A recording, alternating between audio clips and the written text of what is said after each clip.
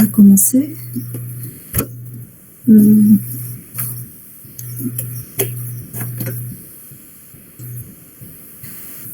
Alors, la dernière fois, on a parlé un petit peu des capteurs. Donc, on a parlé de la photodiode, on avait parlé du phototransistor, de la LDR. Et ce que j'ai fait la dernière fois, en fait, c'était juste une vision globale. D'accord? Concernant la photo, oui. Madame, pardon, كاين un problème. نعم. البارح حنا عندنا كور تاع جيستيون بروجي على 11:30 من 11:30 لوحدة. وي. ومن بعد البارح في الليل ما بعثليش انفيتاسيون، ما نقول بالك ما نقراش، ما حبيتش نقول لك. ومن بعد بعث لي انفيتاسيون اليوم الصباح من 11:30 لوحدة. La section A. Oui, la section A. Il n'y a pas de problème. Maintenant, je vais prendre la section B, mais je fais les invitations pour tout le monde parce que je me dis peut-être qu'il y a des gens qui n'assistent pas à 8 heures, ils vont assister l'après-midi et vice-versa. Ok, تسمحنا نقراو غير 8 heures, madame. À 8 heures, parce que Daoud قال لي. Donc, j'ai décidé de ne pas faire de cours. Je vais faire le même maintenant, enfin, ça sera pareil. C'est le cours de 8 heures et le même que celui de l'après-midi. Ok, merci, madame. Avant de la possibilité de faire 2 cours la journée. Ok, merci, madame. Merci à vous. Donc, il n'y a pas de problème, a priori. C'est bon. Non, ma casse, madame. Ok. Donc, voilà, j'ai dit que la dernière fois, on a fait une revue globale de tout ce qui concerne les capteurs. Ce qu'il faut savoir maintenant, on a parlé de la diode, de la photodiode, pardon, et on disait à chaque fois que c'était PN. Bon, je reviens au petit dessin. Alors, j'ai toujours tracé quelque chose de ce genre. Hein. J'ai toujours dit que le photodétecteur n'était autre qu'une jonction PN, d'accord? Un DLP, un DLP, un DLN, et j'ai une zone de charge d'espace entre les deux. Lorsqu'on avait expliqué comment arriver quel était le principe du phénomène photoconducteur, on avait dit que la lumière devait arriver la région intrinsèque. D'accord?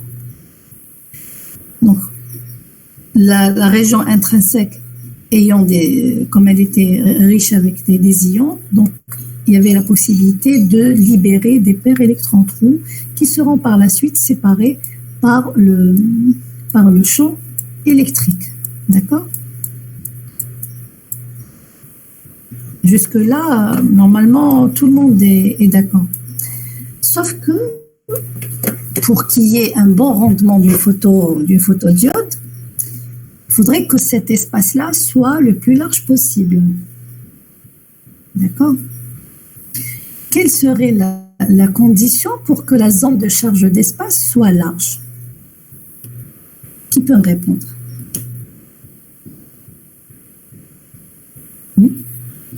Qu'est-ce qui fait Polarisation inverse, madame. La polarisation inverse. Très bien. Donc, j'ai une des possibilités, c'est d'augmenter cette tension de polarisation. Bien sûr, inverse. Hein. Toujours la photodiode polarisée en inverse. Mais là, comme vous le savez très bien, on est limité. On est limité par la tension de claquage, n'est-ce pas? Je ne peux pas augmenter comme on voudrait la tension de polarisation grand V. Donc, on est limité par la tension de claquage. Deuxième solution, W, essayez de vous rappeler. Elle dépend de quoi également? Bon, elle dépend de... C'est juste ce que vous m'avez dit. C'est Omar Bounache. Oui, madame. Oui, donc l'une des solutions, c'était ça, c'est d'augmenter la tension de polarisation en inverse. Mais vous savez très bien qu'une diode qui est polarisée à des tensions assez élevées en inverse risque de subir ce qu'on appelle un claquage physique. C'est-à-dire c'est votre jonction qui va claquer. Donc on est limité. La deuxième Deuxième possibilité, c'est une autre condition sur W. Si vous vous rappelez, alors, ici, regardez bien, est-ce que vous vous rappelez de cette formule?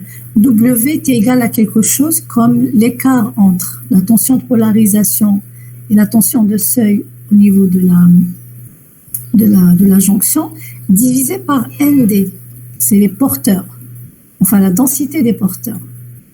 Revoyez votre cours de semi-conducteur, j'avais donné une formule, d'ailleurs j'ai demandé à ce que certains la vérifient. On avait une formule du genre W qui était proportionnelle, inversement proportionnelle à la densité des porteurs. D'accord? Donc, pour que cette W augmente, c'est-à-dire la zone de charge d'espace puisse s'élargir, je peux diminuer le nombre de porteurs dans la zone de charge d'espace. Mais on sait déjà que la zone de charge d'espace, la zone de charge d'espace, on sait très bien qu'elle est déjà dépourvue de charge mobile, n'est-ce pas? Donc, quelle a été l'astuce? Donc, je reviens ici, elle est proportionnelle à 1 sur ND, d'accord? Donc, comme elle est proportionnelle à ND, si N, la densité des porteurs diminue, automatiquement, W va augmenter. La solution à laquelle a pensé certains constructeurs, c'est de rajouter un matériau intrinsèque. Vous vous rappelez ce que c'est que d'un matériau intrinsèque? Qu'est-ce que c'est qu'un semi-conducteur intrinsèque?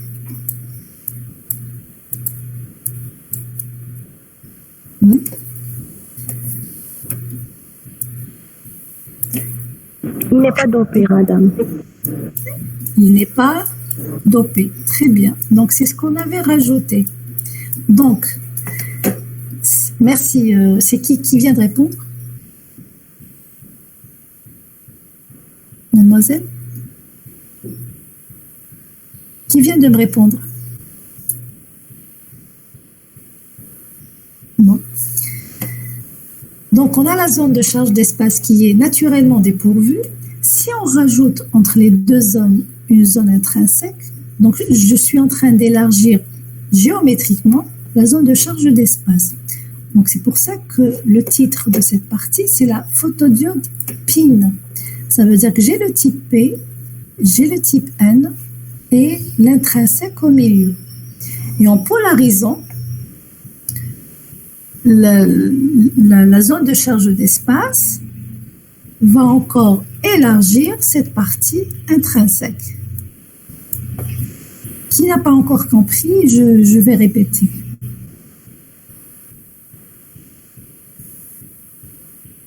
C'est clair? Très bien.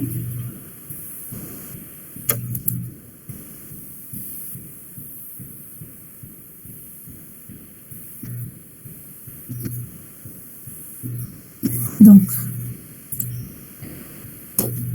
vous voyez très bien ici sur le schéma, j'ai la partie N, c'est le substrat, partie P, c'est la couche supérieure, et entre les deux, on va rajouter la partie intrinsèque. Bien entendu, la zone de charge d'espace va s'élargir de part et d'autre de la partie intrinsèque, ce qui va la rendre plus large. Pour le schéma global de la photodiode, vous avez toujours les contacts, mais avec une petite fenêtre, d'accord? C'est ce que j'ai appelé la dernière fois la fenêtre. La fenêtre ou là, la surface sensible de votre capteur. Donc, vous avez une petite fenêtre à travers de laquelle vous avez les photons qui vont pénétrer dans la zone intrinsèque plus la zone de charge d'espace, à condition que la couche P+, ne soit pas absorbante, on en a parlé la dernière fois, et qu'elle soit mince. D'accord? Donc, pour répéter ce qui a été déjà dit, donc les conditions sur P+, ici, c'est une couche mince ou fine. D'accord?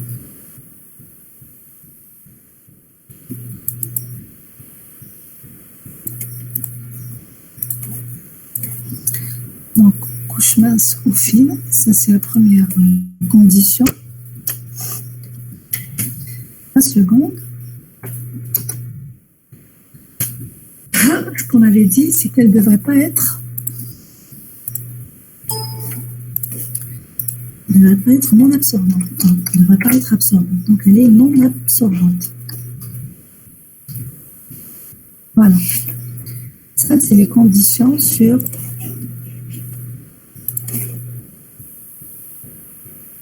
couche P.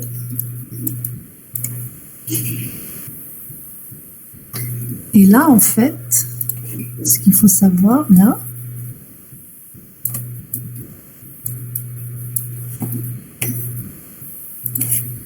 j'ai la zone de charge d'espace plus la zone intrinsèque.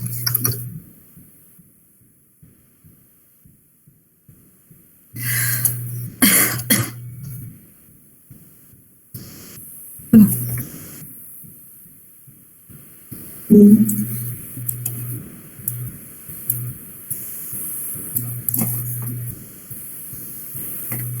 Donc, pour résumer, une photodiode PIN, c'est une diode PN à l'intérieur de laquelle on a rajouté une zone intrinsèque qui permettrait donc d'élargir la zone de charge d'espace.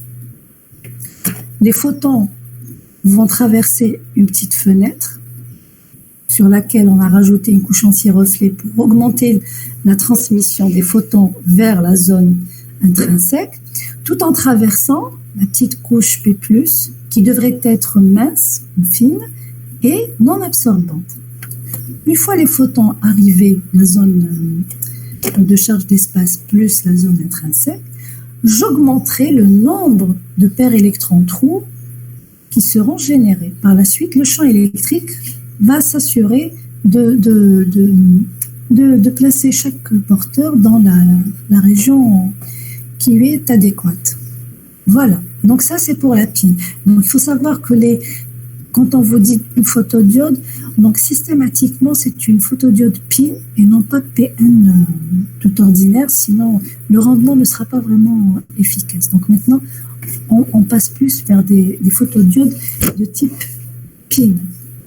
Voilà, ça c'est pour préciser un petit peu la photodiode. Pour le schéma équivalent, donc où on a une photodiode, le premier paramètre électrique qui réagit à la lumière, c'est son courant, IPH, alors que dans la LDR, c'est sa résistance. D'accord. Donc dans le schéma équivalent, on va mettre un générateur de courant, IPH. En fait, c'est le générateur du photocourant. Donc c'est un courant qui est généré par les photons, et non pas par la polarisation. Même si on a une polarisation inverse, et le courant est uniquement généré par les photons. D'accord. On revient au symbole de la diode. Il faut savoir que sous obscurité, c'est-à-dire s'il n'y avait pas ce courant photogénéré, il y aurait le courant direct d'une diode ordinaire. Elle se comporterait comme une diode ordinaire. Donc la fonction de diode en direct reste valable pour la photodiode. D'accord? Pour avoir l'effet photodiode, il faudrait la lumière, il faudrait la polarisation inverse. J'espère que c'est clair. Troisième élément, c'est la capacité. Donc, si vous vous souvenez, on avait parlé de la jonction PN, les semi-conducteurs, et on avait dit que si je prenais un schéma à 3 dimensions, On avait dit que la zone de charge d'espace ressemblerait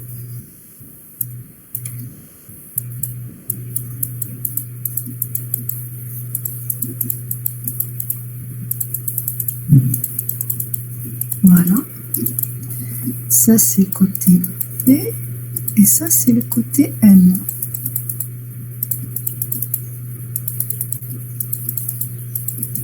Voilà, vous avez par exemple côté P, côté P, côté N. Comme j'ai une partie intrinsèque au milieu, d'accord, c'est comme si j'ai deux armatures avec un matériau intrinsèque qui me rappelle la forme d'un condensateur ou le principe d'un condensateur. Deux armatures avec un matériau intrinsèque au milieu. Donc, ce phénomène, je le retrouve dans le schéma équivalent. Donc, je prends en considération cette capacité de la jonction que j'ai notée CJ. Donc, c'est la capacité de la jonction qui dépend des dimensions. Vous vous rappelez, on en a parlé aussi le semi-conducteur. On avait dit que la capacité de jonction ou de transition, c'était le nom qu'on lui avait donné, c'était epsilon S sur D. S étant la surface de ces armatures et D, n'est autre que la W. Donc, ça va être égal à epsilon S sur W. Voilà. La résistance série, ici, elle symbolise les contacts ohmiques. Vous vous rappelez, on avait dit que chaque partie de semi-conducteur, on va la lier à un métal, si vous voulez, d'accord? Donc ça, c'est le contact métallique.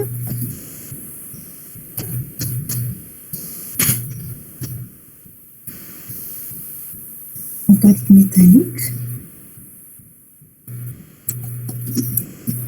Et quand on dit contact métallique, donc il y a une résistance, ok, de part et d'autre, hein, les deux parties.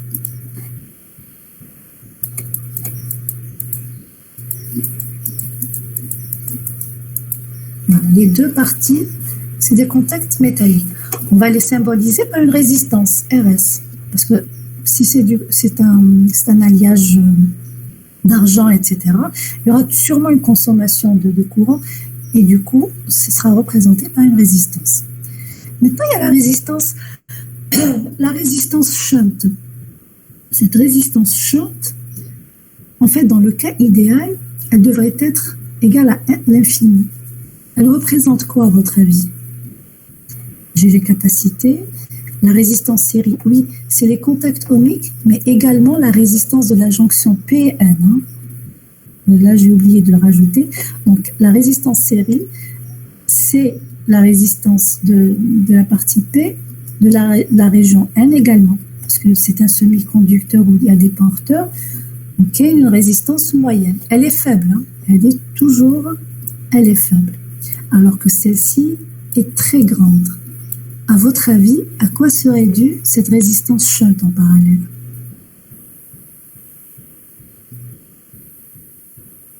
Personne n'a une idée?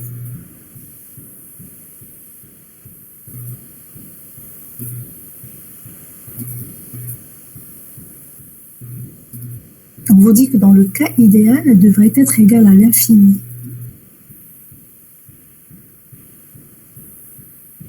Et elle est en parallèle, regardez, avec la capacité. Alors, physiquement, elle représente quoi?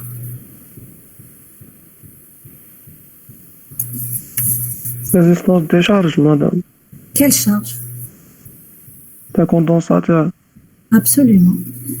Puisqu'on a un matériau, merci pour votre réponse. Donc, comme j'ai ici un matériau intrinsèque, ça sous-entend que sa résistance est très élevée. D'accord? Mais en réalité, elle est très grande, hein, de l'ordre du méga ou du gigaohm. Et on la retrouve ici. Comme j'ai un matériau intrinsèque, normalement, c'est le vide, un œil. D'accord? Alors que RS, elle représente là où il y a des porteurs mobiles, à savoir la région NP et les contacts métalliques qui assurent la collecte des électrons. Et enfin, vous avez RL, qui est la résistance de la charge. D'accord? Donc ça, c'est pour le schéma équivalent d'une photodiode PIN. Avez-vous des questions? Pas de questions? Donc, je reviens au document que je vous ai donné. Donc, je vous ai expliqué de la partie. Je crois qu'il y a une autre. Non, c'est bon. Puis, vous avez le rendement quantique. Qu'est-ce que c'est qu'un rendement quantique?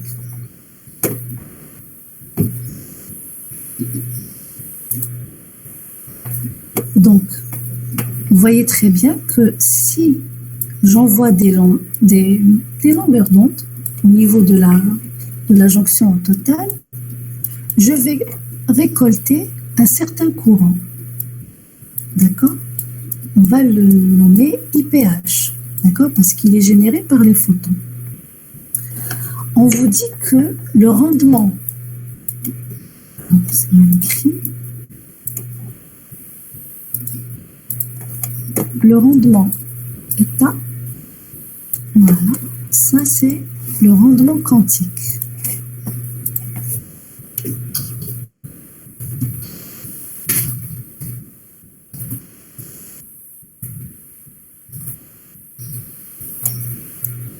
Le rendement quantique, c'est le rapport de la sortie sur l'entrée, tout simplement. Donc c'est le courant IPH, c'est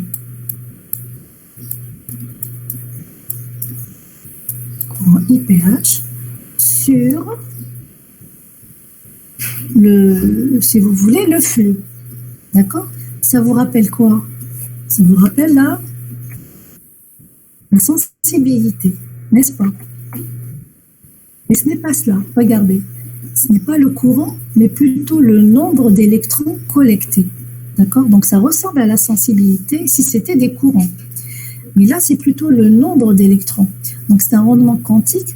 On le calcule grâce aux statistiques. C'est pas quelque chose qu'on peut mesurer clairement. Donc c'est des statistiques. On parle de rendement quantique en calculant le nombre des électrons qui ont été collectés par rapport au nombre de photons incidents ou arrivant au niveau de la surface. Donc, ce n'est plus IPH. Donc, c'était juste pour vous rappeler qu'un rendement, c'est la sortie sur l'entrée. La sensibilité, c'est le rapport du courant avec le flux. Mais pour le rendement quantique, ce n'est pas le cas. Donc, ça va être le nombre. Donc, ça sera le nombre de quoi? Des électrons, ou plutôt des paires électrons-trous collectés. Si collectés, nombre collectés. Les paires dont on va mettre au final. Voilà. Donc c'est le nombre de paires électrons-trous collectés sur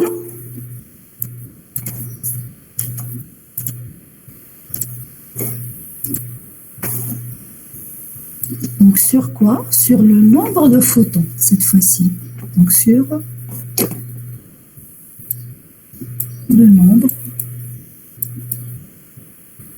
des photons. Donc des photons incidents. J'oublie que j'ai le truc meilleur. Incidents. Les photons incidents. Donc ça, c'est pour définir le rendement quantique. C'est des paramètres que vous trouverez dans les datasheets, hein, que ce soit pour la capacité ou que ce soit pour le rendement quantique. Donc, ils sont donnés dans les datasheets de vos composants. Pardon. D'accord. Donc là, vous voyez très bien, je vous donne un exemple des photodiodes au silicium. Leur rendement est supérieur à 80%, au germanium, moins, sont supérieurs à 50%. OK? Donc, si on regarde bien, ce rendement, ce paramètre, ne dépend que du coefficient d'absorption alpha. D'accord? Parce que plus, qu'est-ce qui fera que ce rendement augmente? Qu'est-ce qui fait que ce rendement soit très grand, autour de 80 ou 90%? À 100%, vous avez le nombre des paires électrons-trous égal au nombre de photons, n'est-ce pas? À 100%, c'est-à-dire si tous les photons incidents se transforment en une paire électron-trou, j'ai un rendement de 100%. D'accord? Sauf que, en réalité, il y a des déperditions qui sont dues soit à la réflexion au niveau de la surface, soit à l'absorption au niveau de la première couche, à savoir P ou N, tout dépend des photoconducteurs. Donc en fait, ce n'est pas tous les photons qui arrivent à générer une paire électron-trou. C'est pour ça que le rendement quantique est souvent inférieur à 1. Parce que dans le cas idéal, le nombre de photons serait égal au nombre de paires électron-trous collectées en sortie. D'accord? Il y en a certains qui seront recombinés à l'intérieur des régions.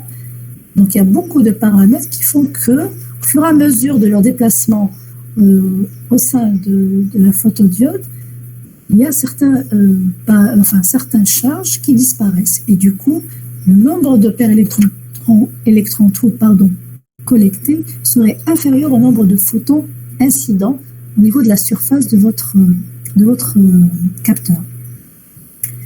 Est-ce que tout le monde a saisi la notion du rendement quantique? Sinon, si vous avez des questions, je suis à l'écoute.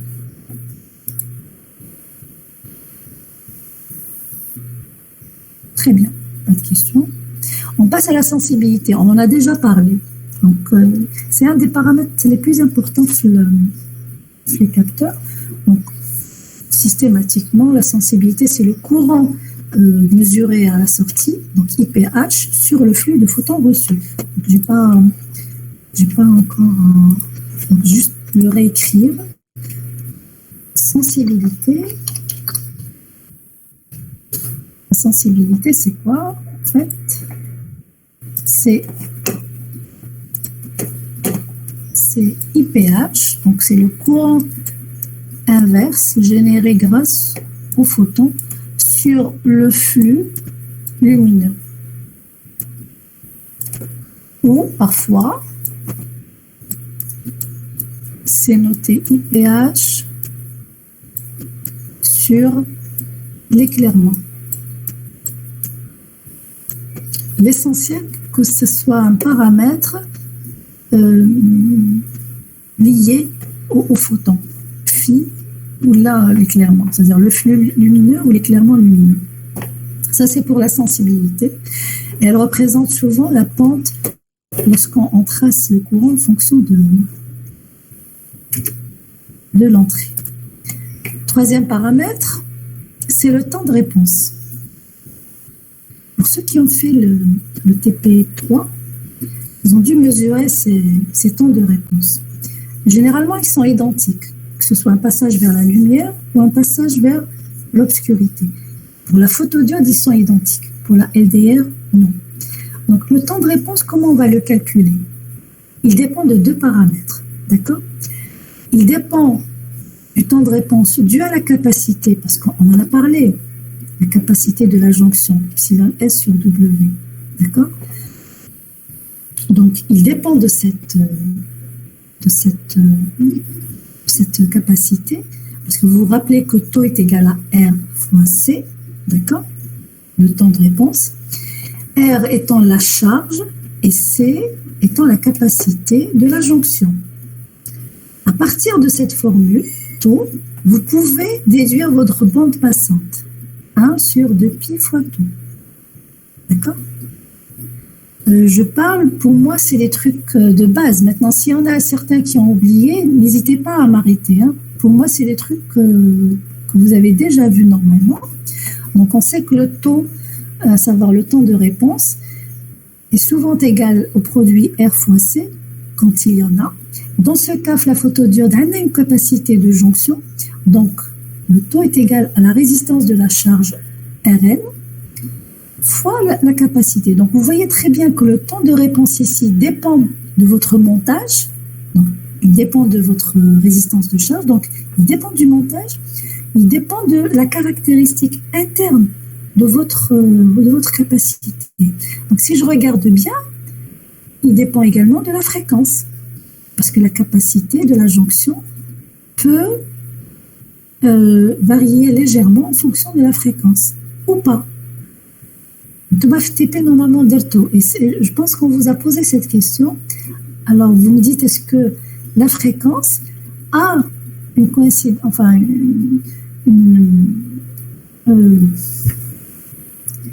est-ce qu'elle réagit, plutôt la capacité, est-ce qu'elle réagit à la fréquence ou pas? C'est une question que je vous pose là. Et le deuxième paramètre qui fait que le temps de réponse varie, c'est le temps de réponse dû au temps de transit. Normalement, on va l'expliquer un peu plus. Alors, ça, c'est le premier paramètre, rendement quantique. Second, c'est la sensibilité. Le troisième, le temps de réponse. Je vous laisse réfléchir quant à la fréquence. Hein.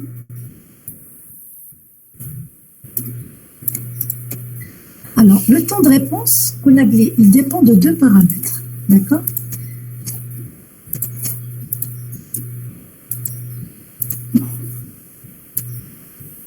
Donc, ces deux paramètres sont, en premier, on a une réponse due à la capacité de transition. Donc, capacité de transition. Madame. Oui, je vous écoute. Madame. Oui. Madame, le taux est égal à CR ou le CRSH? Là. C'est la forme interne. Tout ça, alors, le schéma équivalent ici,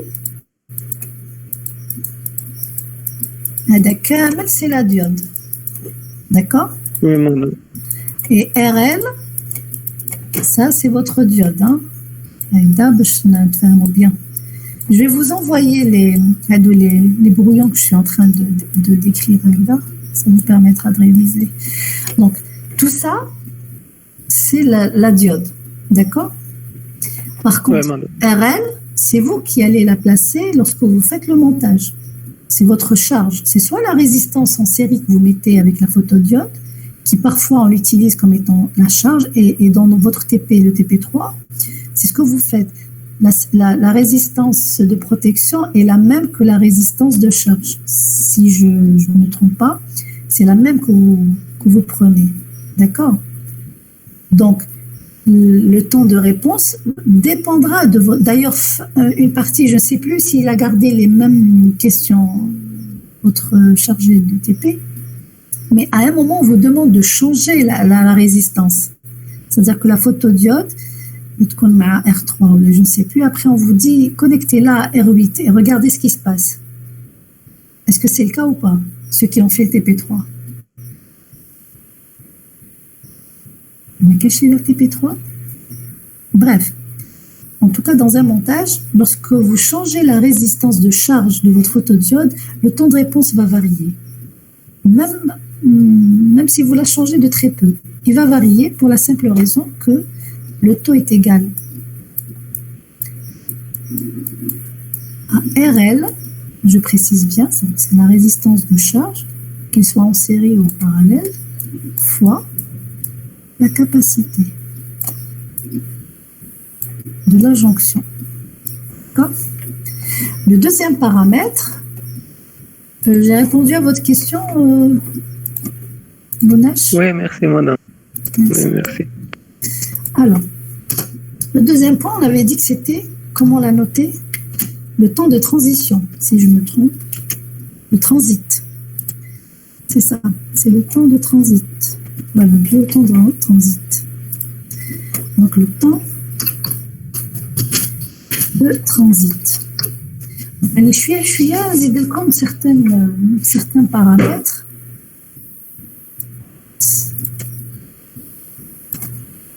Voilà.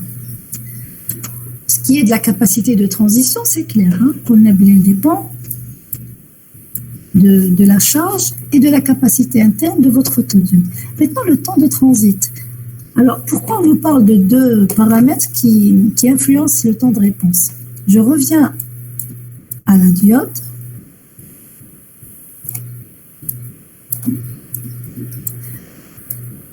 Les paires électrons-trous qui sont générés à l'intérieur de la zone de charge d'espace, on sait très bien que c'est le champ électrique qui va se charger de les envoyer vers les électrodes, hein, P ou la A. D'accord? On dit c'est clair. Donc c'est le champ électrique qui va là, de P vers N. Donc le champ électrique, lorsqu'il s'agit de ce cas-là, vous avez systématiquement des électrons, plutôt c'est l'inverse, hein. Oui, à chaque fois.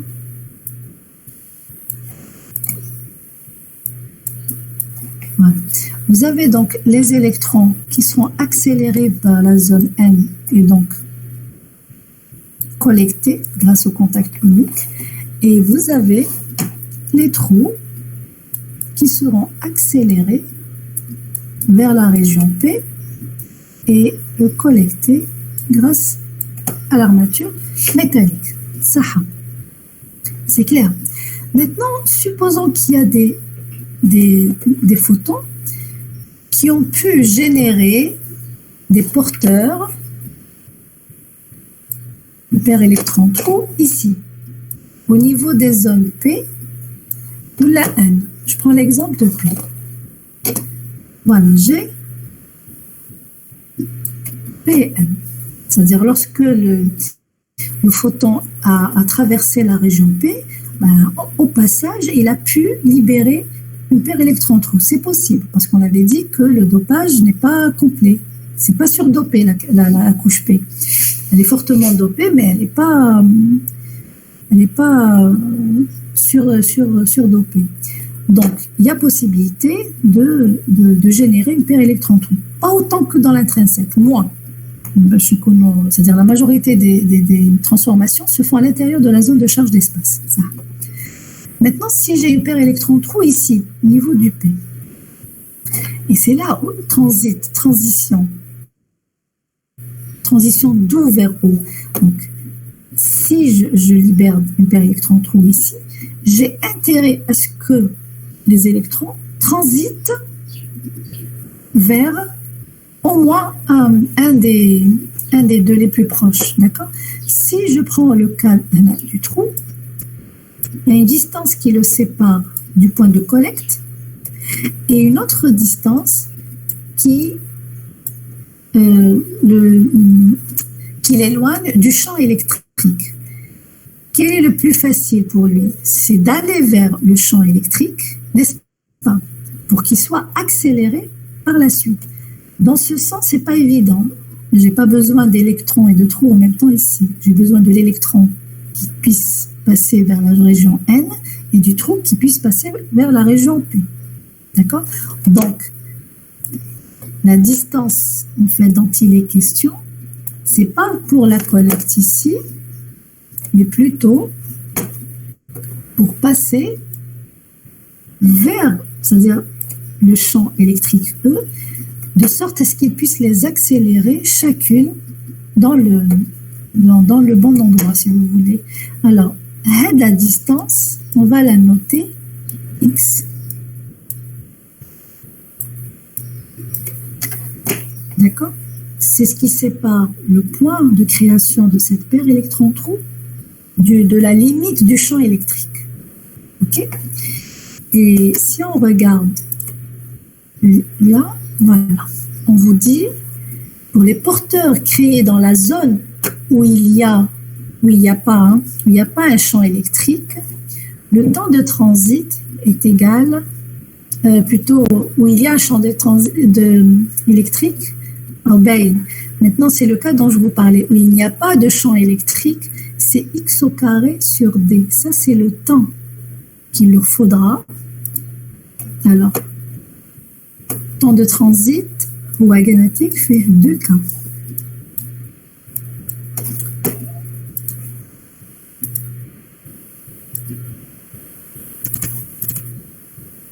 Pas de champ, c'est le cas dont je vous ai parlé.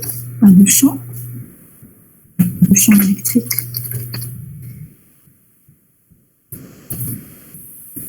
Pas de champ électrique. Alors, s'il n'y a pas de champ électrique, c'est le cas dont je vous ai parlé ici, d'accord? Et le deuxième cas, présence de champ.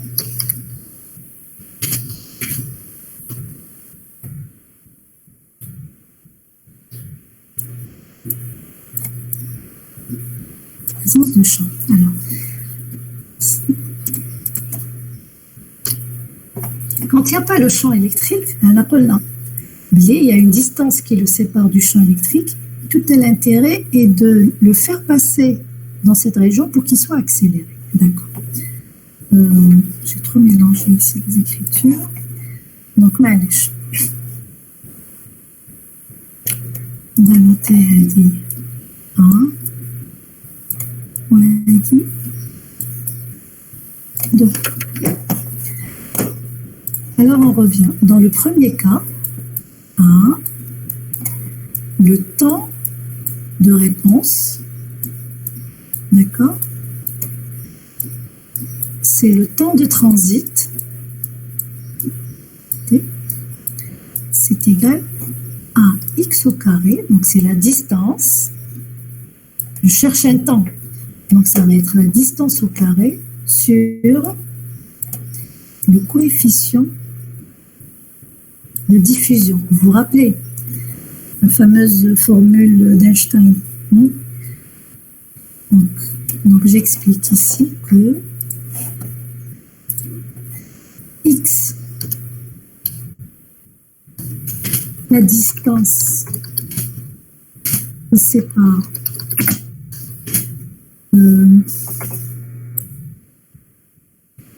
c'est la distance qui sépare le porteur charge champ électrique.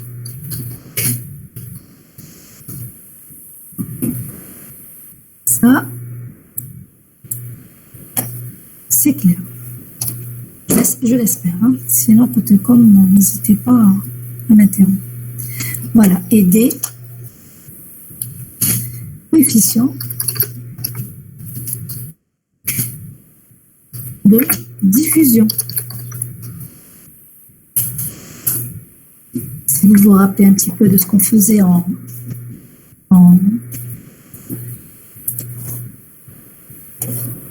semi-conducteur, un porteur ne peut pas circuler s'il n'a pas un apport énergétique. Mais, de par lui-même, il a une certaine distance, d'accord, qu'il peut parcourir. Et on a parlé du coefficient de diffusion, on avait parlé du temps de diffusion et on avait parlé de la longueur de diffusion.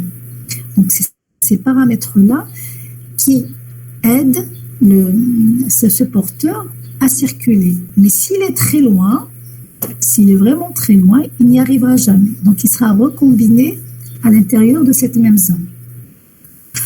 Donc, il faudrait que cette distance x au carré soit de l'ordre un petit peu de la distance de sa diffusion ou de la longueur de diffusion qu'il peut parcourir. D'accord? J'espère que c'est clair. Hein? Maintenant, l'autre cas, il est tout simple. Voilà.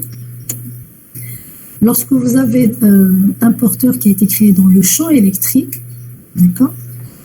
Tout simplement, un temps est égal à la distance sur la vitesse. La vitesse des charges, elle est connue, c'est 10 puissance 5 en moyenne. Hein. En moyenne, c'est 10 puissance 5 mètres par seconde. Connaissant la distance à parcourir, c'est-à-dire au maximum la largeur de la zone de charge d'espace, parce que c'est là où il y a le champ électrique. Donc, la transition se fera selon cette vitesse qui est propre au porteur en présence du champ électrique et qui est de 10 puissance 5 mètres par seconde.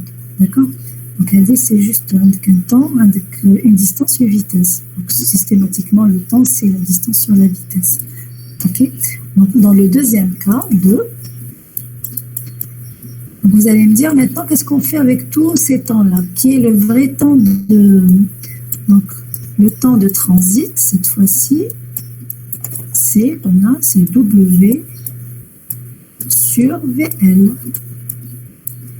D'accord? W ta'afoura. VL, c'est la vitesse des porteurs.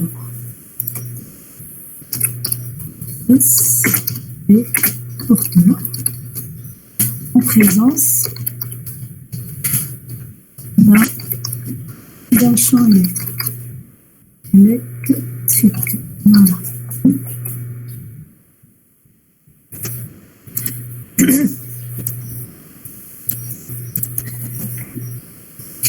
Alors, est-ce que c'est clair?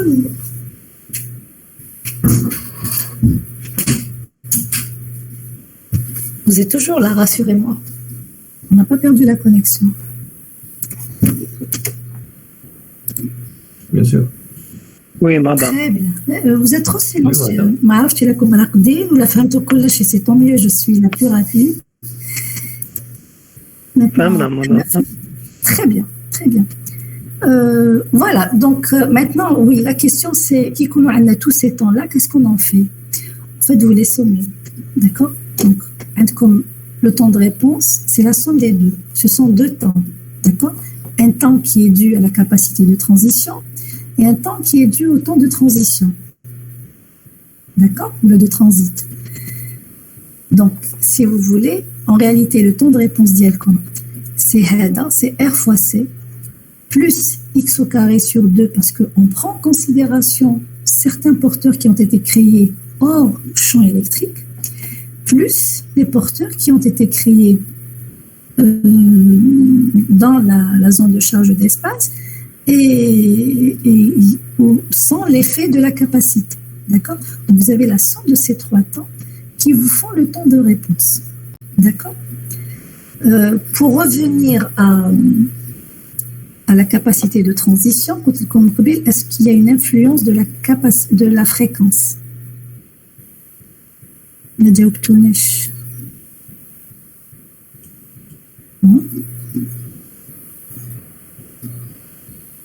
Est-ce que si je fais varier la fréquence, c'est-à-dire je garde la tension en inverse et je fais varier la fréquence de la lumière, est-ce qu'il y aura un changement? Quel changement, madame? Quel changement? Le temps de réponse? Je pense oui. Pourquoi? Il sera dû à quoi? C'est pas... En fait, il y a deux types de fréquences qui peuvent influencer la photodiode. madame, c'est monsieur. نعم. ماشي كي جاينا باراليل يقدروا يديروا لنا كوم فلتر مدام كيما درنا في بريباراسيون تي بي يكون جوع فلتر قطبه ونحسبوا له لا فريكونس دو كوبير ديالو. ايه كيفاش درتو justement la fréquence de coupure؟ درناها بالسي مدام بالكوندونساتور. درتوها وي مدام. جبتوا la valeur de la capacité mais attachée. وي مدام. Oui. Et là, vous avez déduit la fréquence de coupure. وي Et vous avez مدام déduit que votre bande passante allait de 0 jusqu'à cette valeur de la fréquence de coupure. وي مدام. Très bien. Mais il y a une autre méthode, j'aurais aimé que votre chargé TP ou les Alcom. C'est une méthode pratique. Ouchnouïa, c'est comme je vous l'ai déjà expliqué. Donc ça c'est quoi? C'est que la fréquence du signal, c'est le signal de lumière, les GCOM, d'accord? Comme la photodiode. Quand vous prenez le signal de sortie, vous le regardez sur l'oscillo, d'accord? Votre oscilloscope, si vous êtes voilà. Pour la photodiode, vous avez eu quelque chose comme ça, hein, n'est-ce pas? En supposant que je suis à 80, non pas 80, je dirais à 20 Hz. Parce que ma baliche, quel type de capteur d'Avacom, en moyenne à 20 Hz, vous avez quelque chose de net. D'accord? Ça. Si je baisse la fréquence, je passe à une valeur inférieure. Qu'est-ce que vous avez remarqué? Que votre signal ressemblerait à quelque chose de carré, toujours, mais avec ce qu'on appelle un coude. Ça, là. Vous avez observé cela ou pas? Oui, madame. Voilà. Je n'arrive pas à le tracer comme il se doit, mais ça ressemble à ça. C'est-à-dire que vous avez le palier ici, le même que là. D'accord? C'est-à-dire que la valeur finale n'a pas changé, mais que le temps pour y accéder est devenu plus lent. D'accord?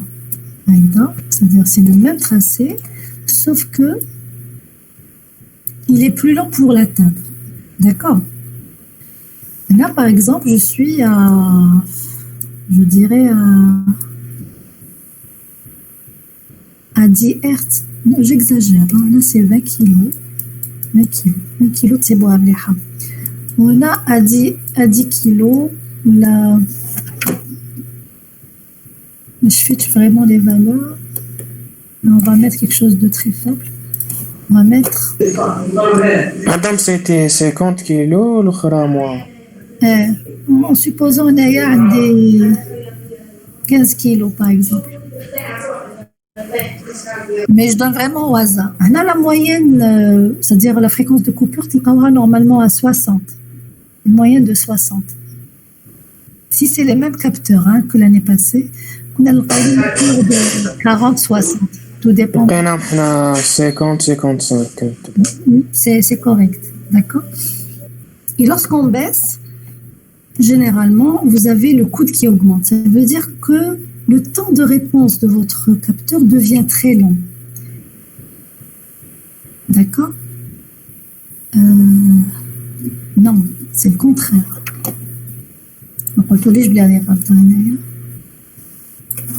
C'est quand vous dépassez la fréquence de coupure, c'est-à-dire à 70 ou la 80. Le retard. Tant que vous êtes inférieur à 60, on va mettre 60. C'est la fréquence de coupure. Elle est comme 60 kg, c'est correct. En dessous, tu as toujours le signal parfaitement carré. Dès que je dépasse les 50, à 70-80, je commence à voir l'apparition de ces coudes. À un moment, je vais avoir quelque chose en dents de scie. D'accord? À 100 kg par exemple. Qui peut m'expliquer le phénomène? J'aimerais bien savoir déjà comment vous l'avez expliqué, tout ma FTP. L'ILCA 55, c'était qui? Comment vous avez expliqué? نسيت madame, نسيت كيفاش. Mais a priori, علاش j'ai dépassé la fréquence de coupure.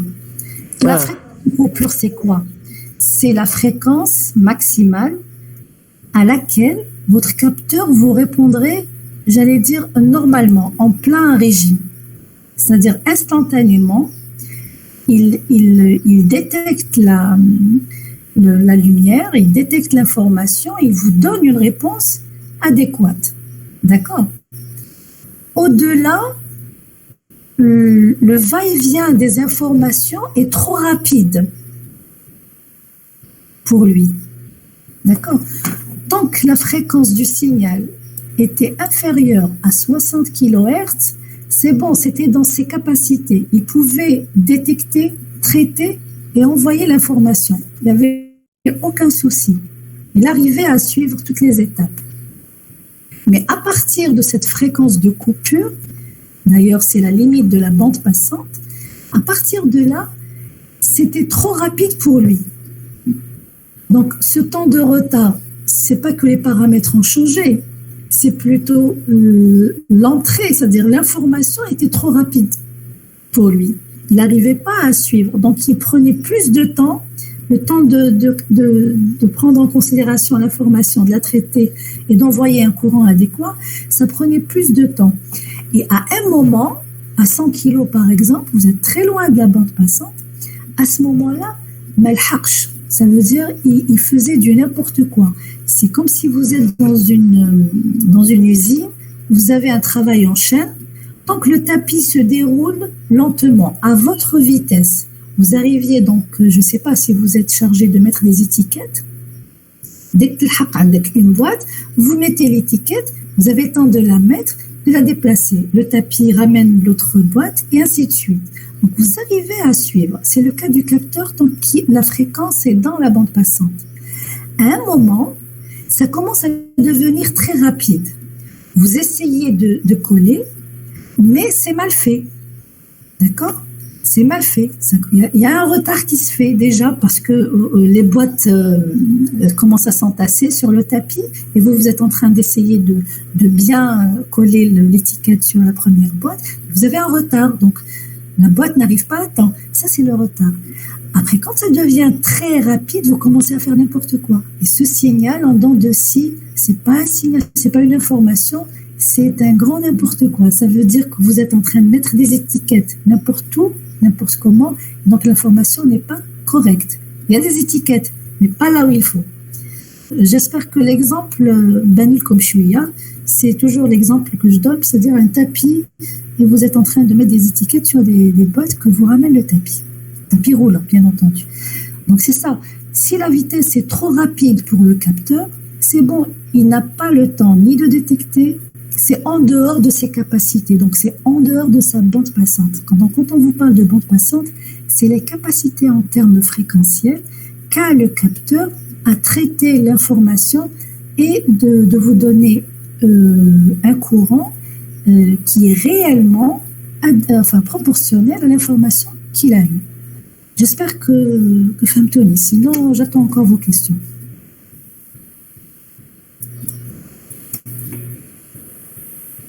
Très bien. Vas-y, donc le point, le courant d'obscurité. Alors, qu'est-ce que c'est que ce courant d'obscurité? Elle dit, je l'efface.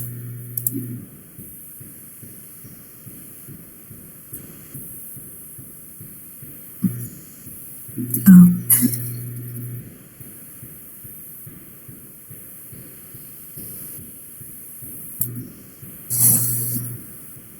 2 minutes, je viens de perdre le tableau. J'essaierai de récupérer.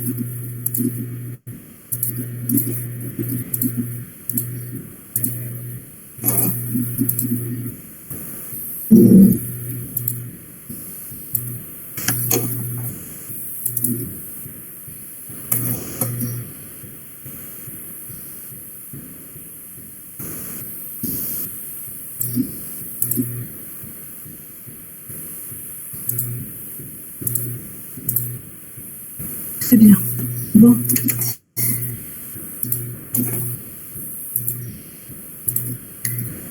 on était au courant d'obscurité. Alors, courant d'obscurité, vous arrivez à voir le tableau, c'est bon? Oui, c'est Très bien. Alors, le courant d'obscurité,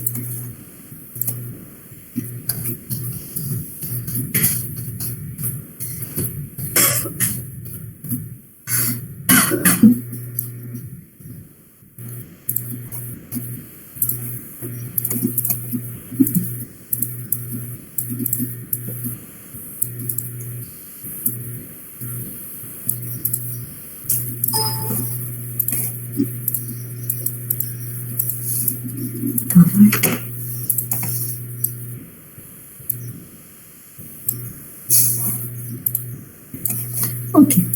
Donc, le courant d'obscurité, c'est quoi? Alors, comment je vais vous l'expliquer? On reprend toujours le schéma de la photodiode. D'accord.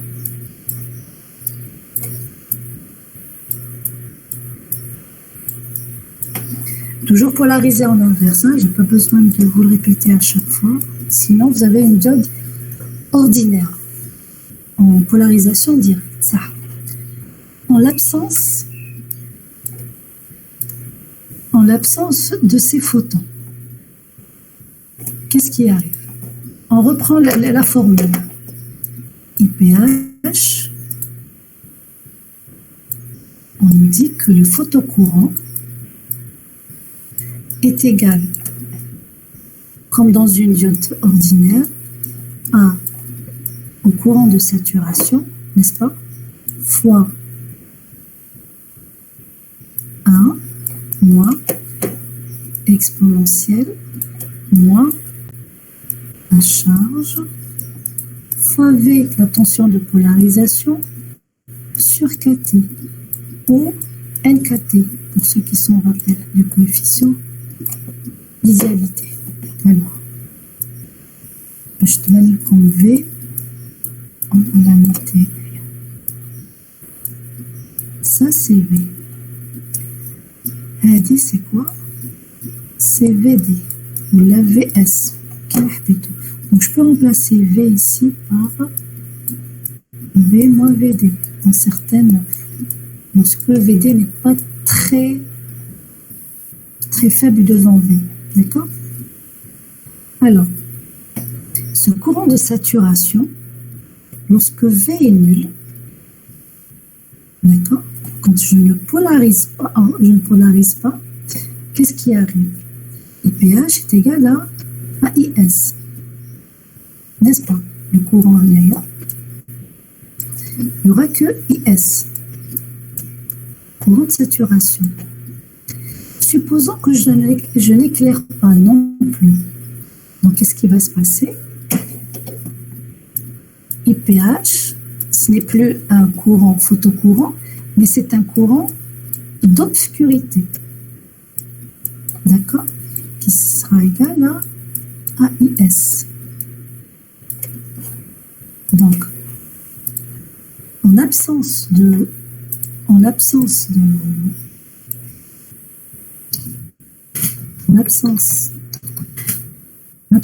lumière, qu'est-ce qui se passe? Le courant d'obscurité serait égal à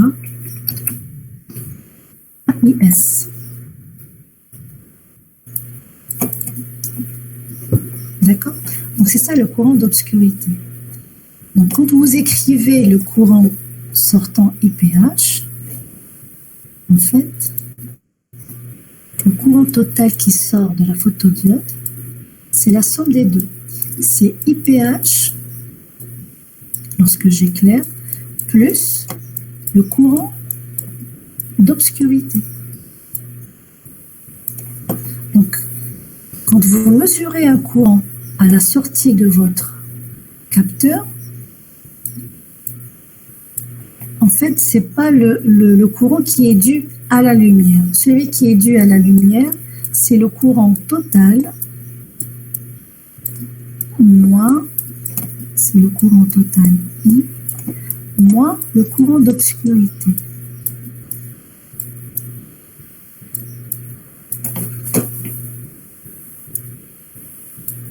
Vous le comprendrez mieux si je vous fais,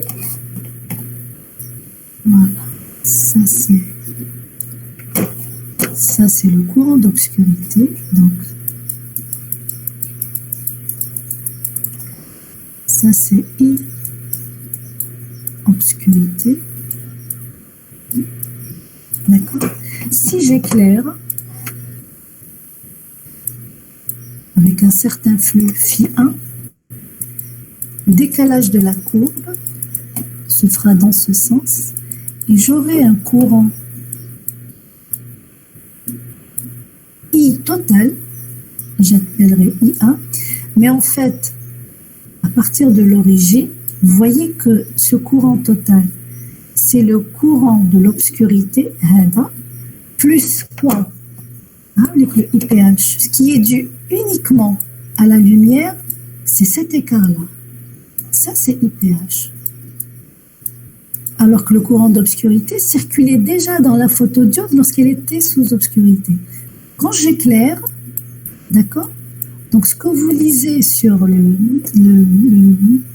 diagramme, c'est le courant total qu'on a collecté à la sortie du photoconducteur. Mais en fait, c'est la somme des deux. Souvent, on les confond parce que on estime que le courant d'obscurité est trop faible devant le photocourant. Si c'est le cas, bah, tant pis, mais vous mettez toujours cette formule-là. Si vous voyez que le courant d'obscurité tend vers le zéro, bah, tant pis, donc vous prenez le courant total égal à IPH.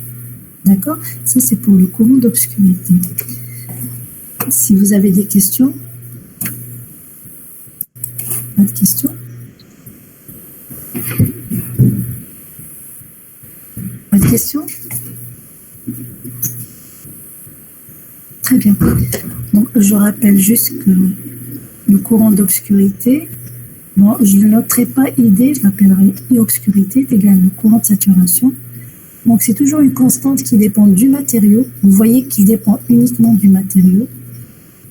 Donc, c'est une constante qui dépend du matériau. Exponentielle de moins EG, le gap.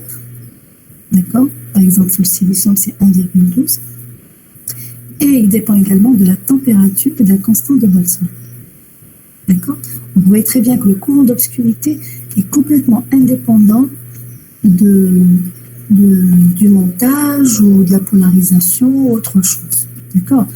Donc, ce qu'on appelle un paramètre, on dit que c'est un paramètre intrinsèque, pas dans le sens semi-conducteur intrinsèque, mais c'est un paramètre intrinsèque du matériau, ça veut dire que du capteur, ça veut dire qu'il ne change pas, quelle que soit la variation de l'entourage du capteur. Il vient avec le capteur. Ok? Ça, c'est pour vous expliquer. Maintenant, les bruits. Alors, pour ce qui est des bruits, j'ai pas envie de trop rentrer là-dedans. Je sais pas, si on a le temps, peut-être que je reviendrai là-dessus. Mais je vais vous en parler brièvement. Alors, qu'est-ce que c'est qu'un bruit dans une photodiode? Le bruit, donc le troisième paramètre, ou plutôt le quatrième paramètre, on garde AD, donc on rajoute les bruits dans les photodiodes. Les bruits, mais vraiment en gros, hein, ne pensez pas qu'on va trop détailler, c'est des termes... Enfin, si ce n'était pas ce cours à distance, je l'aurais fait normalement, le cours, mais je ne sais pas, c'est un peu délicat à diamètre. Bon, mais allez. Les bruits, alors il y a beaucoup de bruits. Qu'est-ce qu'on appelle un bruit, un composant électronique? C'est les bruits électroniques, ce n'est pas les bruits acoustiques que vous connaissez, parce que nous, les êtres humains, on est sensibles aux bruits acoustiques. Mais récemment, et vous le savez tous, on est sensible aux bruits électromagnétiques, d'accord, à savoir les téléphones, les PC, etc. Donc, c'est ça, les bruits ne sont pas forcément les acoustiques que vous connaissez. D'accord? D'une part. Donc, tous les composants électroniques, sans exception, ont des bruits internes. L'exemple que je donnerai, c'est par rapport aux radios. Quand vous cherchez une station sur une radio, vous avez toujours des bruits. Bon, moi, c'est des bruits électroniques souvent, et qui ont été amplifiés par le haut-parleur. Donc, ça a été transformé en quelque chose d'acoustique. Mais au départ, c'est des bruits électroniques. OK? Ça. Comment on représente ces bruits? C'est souvent en valeur quadratique moyenne. Ça veut dire que c'est un carré d'un courant en valeur moyenne. C'est comme ça qu'on représente les bruits, en termes de courant. Les plus connus, et celui qu'on retrouve le plus, la photodiode, c'est le bruit quantique. On l'appelle aussi le bruit de grenaille. Et on l'appelle aussi bruit de Schottky. Voilà, ça c'est pour le bruit le plus souvent rencontré chez les photodiodes. Ok? Donc, le bruit, c'est la nature quantique, statistique des électrons, etc., qui fait qu'on a ce type de bruit. D'accord? Alors, on vous dit, par exemple ici, le bruit de grenaille, sa valeur quadratique au carré, valeur moyenne, est égale à 2 fois le courant E, fois le vrai courant que vous êtes en train de mesurer, fois B. B étant ici la bande passante. La bande passante de tout le système. Vous allez me dire quel système? Quand vous mettez un capteur, vous lui collez systématiquement un ampli. D'accord? Pour soit travailler en tension, soit pour récolter des courants, amplification, etc. Donc, vous avez toujours le système au complet, c'est-à-dire votre capteur, que j'ai appelé aussi transducteur. Le premier cours, je vous en ai parlé. Donc, le photodétecteur proprement dit, plus l'amplificateur, c'est-à-dire la partie conditionneur. D'accord? Donc, c'est la bande passante totale. Alors, pour rappel, lorsque vous avez 2 étages qui se suivent, avec chacun sa bande passante, quelle est la bande passante totale des 2 étages? Ah, il y a les électroniciens. Dans la grande, madame. Non. Il a dit la grande. Après, je vais perdre le petit, qui n'a pas les fréquences kbar. Tu fahmez? وكان ندو لا بتيت فالور لا جراند ماك هادي لداخل. اوكي صح. D'accord, donc elle est dans la petite bande passante, elle y est, qui me colle au tentami, la bande passante الكبيرة. D'accord? Donc, vous avez plus de chances de faire fonctionner votre système. Donc, la règle à retenir, lorsque vous avez une série d'étages en série, les uns après les autres, la bande passante totale de tout le système, c'est la plus petite bande passante. D'accord? Donc, entre parenthèses, je reviens au bruit. Donc, j'ai dit que le plus connu, c'est le bruit quantique, la Schottky grenaille. Il est toujours, voilà, il dépend du courant, le vrai courant que vous êtes en train de mesurer, de la bande passante totale de votre système et d'un coefficient de fois la charge de l'électron. D'accord? C'est-à-dire c'est des formules. Il a dit comme la formule, etc. Donc, c'est pas ça le plus important. Ça.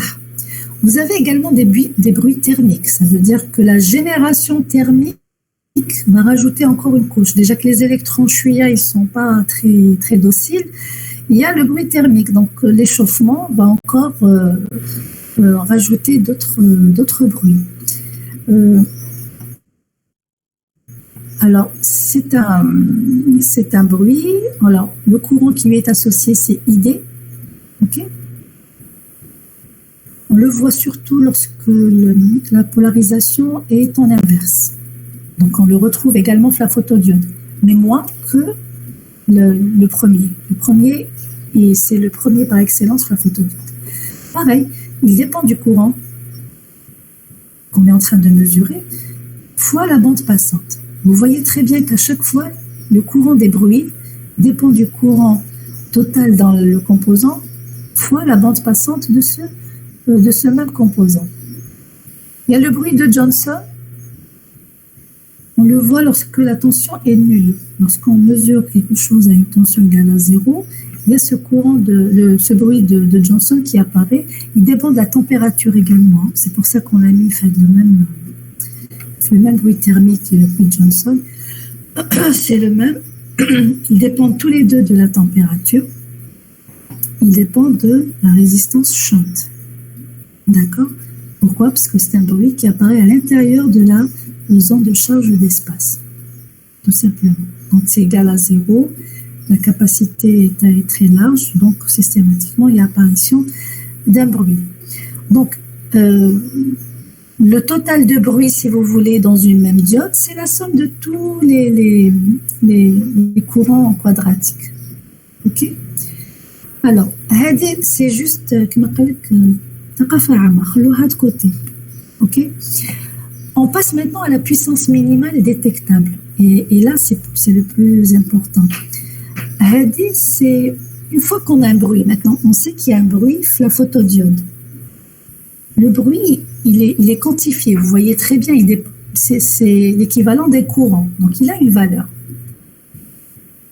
Si, par exemple, le courant que doit me délivrer cette diode est inférieur au courant du bruit, qu'est-ce qui va se passer? L'information sera noyée dans le bruit. Est-ce que Tony? Ça veut dire qu'il y a une puissance minimale détectable. Votre détecteur ne commence pas à 0. C'est pas possible. Quand vous dites, voilà, à partir de 0 jusqu'à une puissance de temps, mon capteur détecte normalement. Eh bien non, parce que vous avez des bruits qui sont quantifiés. Donc, le courant que vous avez déjà à l'intérieur de votre diode et qui est dû au bruit, il est déjà d'une certaine valeur. Donc, pour qu'il puisse fonctionner, et donner des valeurs de courant adéquates, il faudrait que votre signal soit supérieur au bruit. D'accord? Et donc, c'est important de connaître quelle est cette puissance minimale qu'il peut détecter. Donc, pour plus d'explications, j'essaie de trouver un schéma pour vous présenter. Alors.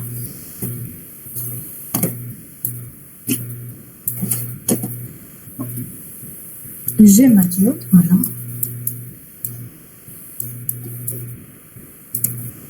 Le courant est du bruit. D'accord? Supposons qu'il est égal à 1 nanoampère. OK? Je n'ai pas encore éclairé que j'ai déjà un courant de bruit qui est autour de 1 nanoampère. Ce bruit 1 nanoampère, si je cherche je vais éclairer, d'accord? Je vais éclairer un flux égal, par exemple, je vais choisir 2 milliwatts. Bon, c'est grand, hein, 2 milliwatts. Mais l'exemple, 2 milliwatts, c'est assez conséquent, d'accord? Nous avons par exemple le datasheet et je cherche la caractéristique du courant inverse de la diode inverse en fonction. Bon, je vais garder le flux et non pas l'éclairement. Là, vous voulez l'éclairement. Ça a les 2 milliwatts. D'accord? Supposons que pour 2 milliwatts, le courant inverse est de 0,01 milliampères. Donc, Donc je vois très bien qu'ici, pour 2 milliwatts, j'ai le courant inverse, c'est-à-dire le capteur devrait me donner un courant de 0,01 milliampère. Est-ce qu'en travaillant avec ce flux, j'aurai la chance de transformer la lumière en un courant qui reflète exactement l'information? J'attends une réponse. Non, madame, parce que كاين bruit. Parce que la valeur du courant, elle est inférieure à celle du bruit. Ça veut dire très bien. Donc, si vous voulez, sur l'oscilloscope, comme le bruit, d'accord? Ou le signal d'Elcom, voilà. Donc, impossible de le voir. C'est pour ça qu'on utilise le terme du signal noyé dans le bruit. Donc, si je prends une moyenne de ce bruit, je dis qu'il faut que mon signal,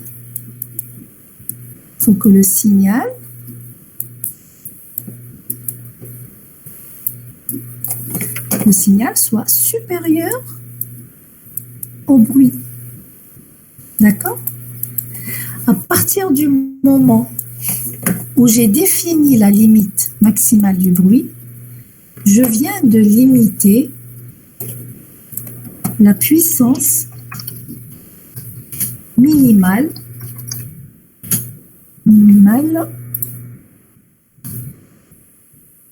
détectable. J'espère que فهمتوني. Sinon, vous me le dites. D'accord? Donc, à partir du moment où je connais la valeur de mon bruit, 1 milliampère, normalement, je dois travailler avec des flux qui me donneraient des courants supérieurs à 1 milliampère, d'accord, pour que je puisse travailler à l'aise. D'accord? Maintenant, dans des cas où on n'a pas le choix, il y en a certains qui utilisent des filtres. Mais même en filtrant, on n'arrive jamais à annuler complètement les bruits. Parce que vous avez vu qu'ils dépendent donc de la forme quantique et corpusculaire des électrons. Ils dépendent, et surtout la quantique, on n'arrive pas vraiment à quantifier tout cela, donc ça reste toujours flou, malgré les avancées technologiques. Tout ce qui est comportement quantique des porteurs de charge, et encore moins ceux des photons, ne sont pas encore bien maîtrisés. Deuxièmement, les effets de la température. D'accord. Vous avez par exemple le problème de l'isolation des champs électromagnétiques. Maintenant, vous savez très bien que les champs électromagnétiques peuvent influencer les capteurs, même tous les composants électroniques. Voilà, donc en filtre, c'est vrai qu'il y a toujours des filtres après les conditionneurs, mais il ne faut pas prendre ça à la légère, il faut toujours chercher la puissance minimale détectable d'un capteur. J'espère que c'est clair. Hein.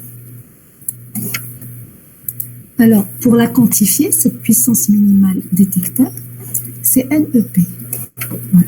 C'est Noise Equivalent Power, c'est en anglais, NEP, ce qui veut dire courant de bruit en ampères par racine de la fréquence, en Hertz, sur la sensibilité maximale, que vous connaissez déjà, ampères sur watt.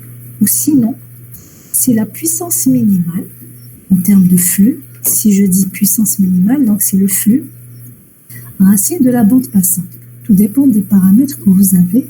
Donc vous pouvez l'utiliser pour quantifier cette puissance minimale détectable. D'accord? Ok.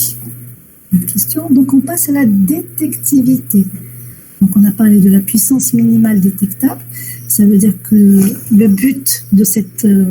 pourquoi connaître cette puissance minimale détectable? Donc, vous voyez très bien qu'elle dépend du bruit. Donc, une fois qu'on a fait la somme de tous les bruits, l'unité c'est ampère sur racine de Hertz, je la divise par la sensibilité maximale de votre composant. Vous voyez très bien que si je divise A sur ampère sur watt, j'aurai des watts par fois Hertz. Donc les watts veut dire que c'est une puissance. Donc en termes photométriques, cette puissance, c'est le flux. D'accord? Donc pour que votre capteur puisse travailler normalement, il faudrait que le flux soit supérieur à ce NEP que je viens de calculer. D'accord? Donc le NEP me permet de trouver le flux que doit envoyer la LED pour que le capteur puisse travailler normalement. Maintenant, pour ce qui est de la détectivité. La détectivité, elle caractérise la sensibilité de détection du dispositif.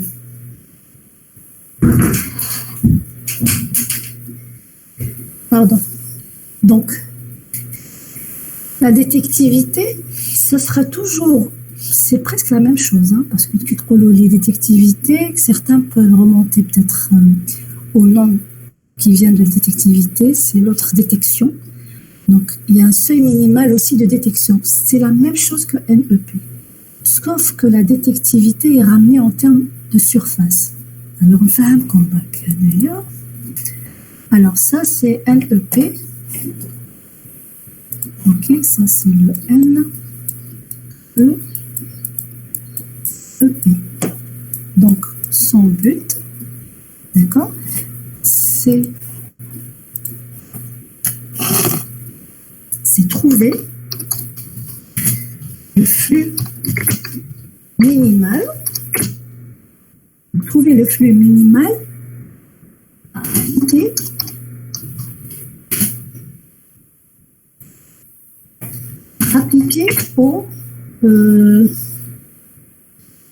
appliqué au capteur.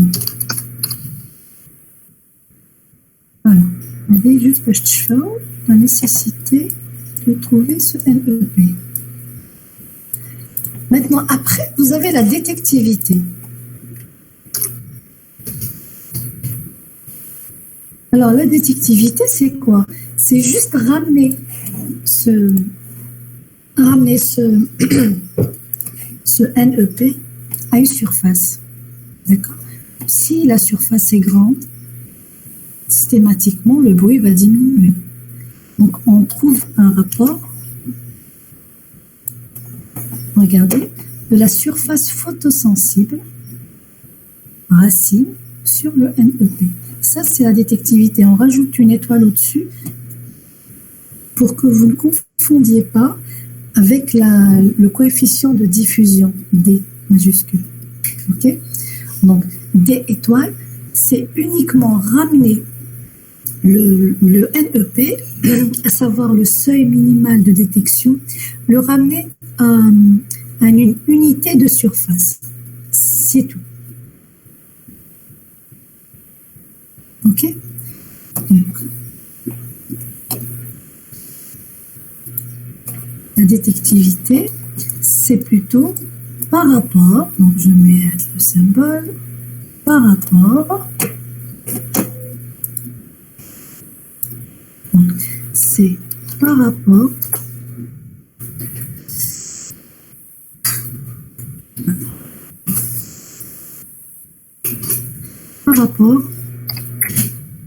à la surface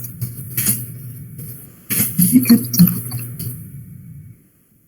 Donc, en gros, c'est égal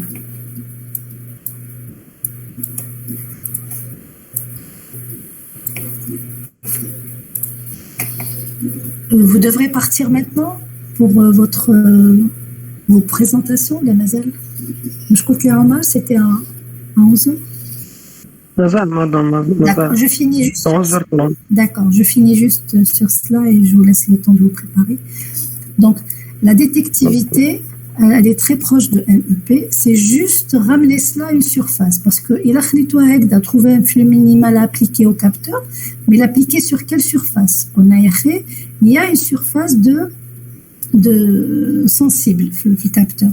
Donc, on ramène cela en notant juste la détectivité, d'accord, qui est égale à la surface sensible, bien entendu. Je vais essayer d'écrire. Sensible. Voilà. racine sur un EP. C'est tout. Donc, tout ce que je viens de vous énumérer ici, c'est en fait tous les paramètres importants à connaître sur le composant. Et là, en l'occurrence, il s'agit de la photodiode. Okay. Donc, on finit avec la détectivité qui est celle de la diode. Bon, en ce qui concerne les applications, après, pour les applications, je voulais vous montrer juste ici un exemple. Est-ce que vous arrivez à voir le schéma? Oui, oui, ben. Oui, madame. Très bien. Alors, Hada, c'est un Oui. schéma d'un examen que j'ai donné il y a longtemps, mais ils étaient plus avancés. Bon, j'avoue, j'espère que les modules cette année n'ont pas été faits comme j'aurais aimé le faire, comme d'habitude, en quelque sorte. Donc, à distance, franchement, c'est vraiment pas ma tasse de thé. Ça me plaît vraiment pas de faire des enseignements comme ça en ligne. Mais bon, donc, je vous parle de rendement. Donc, le rendement les cours, il n'est pas vraiment à la moitié des rendements que j'ai pour habitude en présentiel. Donc, j'espère que pour cela, bon, l'exemple que j'ai donné ici, c'est un montage avec un conditionneur. Et j'ai donné la caractéristique du courant délivré par la photodiode en fonction de l'éclairement. Je vous ai dit, le radiance, c'est l'éclairement. Okay. Et là, on a donné des unités énergétiques. On peut très bien donner aussi des unités photométriques, à savoir le lux ou le lumen. Ça. Donc, l'exercice, il remonte à plus loin. Alors, par exemple, ici, je demande à calculer, bon, il y a une fibre optique à l'intérieur, etc. Donc, je demande à trouver la puissance optique du signal. OK? Donc, la puissance optique du signal, une fois que normalement, vous la transformez en éclairement, puisqu'on connaît la surface. Vous allez me dire, d'où est-ce que je vais ramener la surface? On reviendra ici. Alors,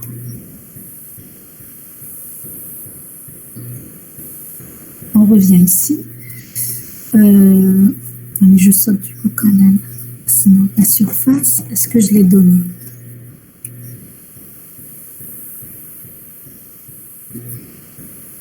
Le flux. Alors, j'ai l'excitance de la LED, elle vaut 12. Elle est traversée par un courant de 100 milli. On suppose que les points du cercle émettent uniformément. Là, normalement, à la belle, comme de quoi il s'agit. Les points du cercle émettent uniformément. Donc, c'est quel type d'éclairement?